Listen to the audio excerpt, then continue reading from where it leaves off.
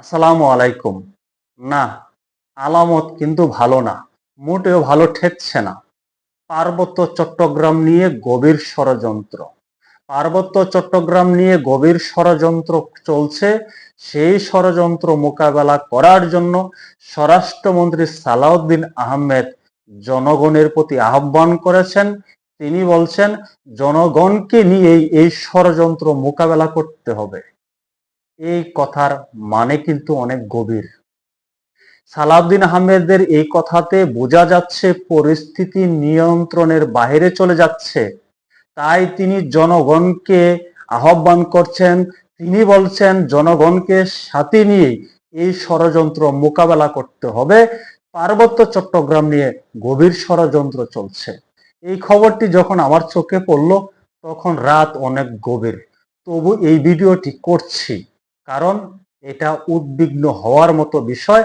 আমি নিজেও উদ্বিগ্ন, তাই এই গভীর রাতেই এই ভিডিওটি করছি। আপনাদের কাছে অনুরোধ থাকবে, এই ভিডিওটি সর্বোচ্চ শেয়ার করে ছড়িয়ে দেবেন সাধারণ মানুষের কাছে, সারা বাংলাদেশের কাছে।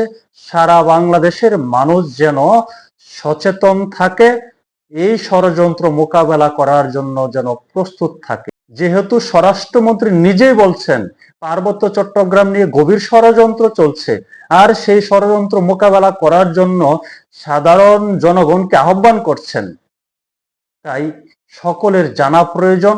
এই উদ্বেগের বিষয়টি নিয়ে সারা বাংলাদেশে ঐক্যের প্রয়োজন। ঐক্যবদ্ধর কোনো বিকল্প নাই। এই ষড়যন্ত্রকারীদের মোকাবেলা করতে হলে আমাদের সারা বাংলাদেশের মানুষকে ঐক্যবদ্ধ হতে হবে। খবরটিতে বলা হচ্ছে, পার্বত্য অঞ্চল ও পাহাড় ঘিরে একটি মহল গভীর ষড়যন্ত্রে লিপ্ত হয়েছে বলে সতর্ক করেছেন স্বরাষ্ট্রমন্ত্রী সালাউদ্দিন আহমেদ। এই পরিস্থিতি দৃঢ়ভাবে মোকাবেলা করার জন্য দেশের সব নাগরিককে ঐক্যবদ্ধ থাকার আহ্বান জানিয়েছেন তিনি। আমি পূর্বে যে কথাটি বলেছি, আমাদের ঐক্যবদ্ধ থাকতে হবে। বাংলাদেশের প্রত্যেকটা নাগরিককে ঐক্যবদ্ধ থাকতে হবে। এই ষড়যন্ত্রকারীদেরকে আমাদের মোকাবেলা করতে হবে, ঐক্যবদ্ধভাবে মোকাবেলা করতে হবে। উদ্বেগের বিষয়, স্বরাষ্ট্রমন্ত্রী একটি উদ্বেগের খবর জানিয়েছেন। আমাদের পার্বত্য চট্টগ্রাম নিয়ে গভীর ষড়যন্ত্র চলছে। এই ষড়যন্ত্র কিন্তু নতুন না, পূর্বেও আমরা এই ধরনের ষড়যন্ত্র দেখেছি। সেই ষড়যন্ত্র ডানা মেলার আগেই ডানা কেটে দেওয়া হয়েছিল, আপনাদের নিশ্চয় মনে থাকার কথা।